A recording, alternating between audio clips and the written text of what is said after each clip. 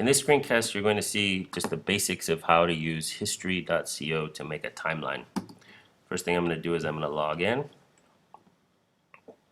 And there I am. Actually, I want to make sure I'm logged in as a student, so I'm going to redo that. There we go. Okay, so here I am as a student in Mr. Weller's class, so I'm going to need to click on the class. And if you're having trouble, if you don't see what I had on the screen, let me know and I'll help you get signed up. So you're going to go ahead and create a timeline. We're going to make this a timeline for our first unit. So we're going to want to scroll down. See where it says title of the timeline. It might be a good idea to zoom out just a little bit so you can see a little bit more. Alright, the title of the timeline could just be Colonial Era in U.S. History. Okay, and if you want, you could put the dates, or up to 1776, I guess, and give a little introduction. So this is a timeline for our first unit in U.S. history. It will describe important events in the colonial era. And to do that, I just clicked right here and typed. Okay, so there's two things I'm going to show you that will make your timeline functional, that'll show what you learned. And we're not going to look at how to do a video today, so I'm just going to delete that. To get rid of anything, you just click the little trash can. Yes, I'm sure. We're also not going to do an audio file today, so I'm going to click delete that. Yes, I'm sure. I'll show you that in a future screencast. The did you know is pretty cool, and if you want to experiment with that, you can. But I'm going to delete that because I just want to show you the basics. And finally, the quiz question I'm going to get rid of. So I'm just going to have text and images. All right, so for text, it's pretty straightforward.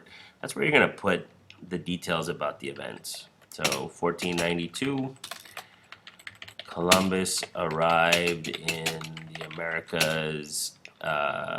This was the beginning of, the beginning of European settlement, or let's say colonization, because that's what it was. They were taking over land that wasn't theirs, and the Columbian Exchange. Okay, and now let's see if I can find a picture. So I'm going to open a new tab, and I'm going to go, oh, we've already looked for the Columbian Exchange. We'll just do that Google search again, and let's see here. I like this picture because it shows what was in America, like turkeys and peanuts, or the Americas, I should say. Went to Europe, tomatoes, which were only in the Americas at that point, and then peppers. And then it shows the things that came to the Americas from Europe, and some good things like coffee beans and wheat, but really bad things, horrible things that killed people, like smallpox. So what I'm going to do, this is important, I'm going to click View Image. That's going to take me to a special page just devoted to this picture, and I'm going to copy. Command C on a Mac, Alt C on a Chromebook, and now I'm going to go back.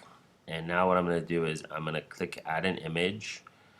Don't click Upload from Computer because I have a link. So Command V or Alt V on a Chromebook, and I click Upload, and it puts the picture right there. Okay, so now credits, I'm going to click there, and I'm just going to put the link so people know where I got this from. And then I'm going to describe the image.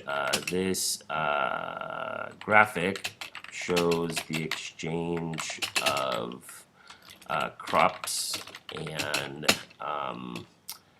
other biological forms that crossed the Atlantic after Columbus first visited, or after, let's just say, European settlement.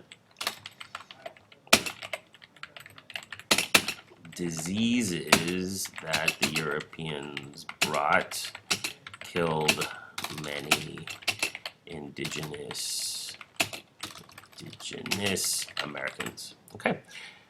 All right, so this is obviously not a complete timeline because I've just begun to describe what's happened, but you can see I've got a text, or I've got some text that describes briefly the image or the event, and I've got an image that shows what the event is.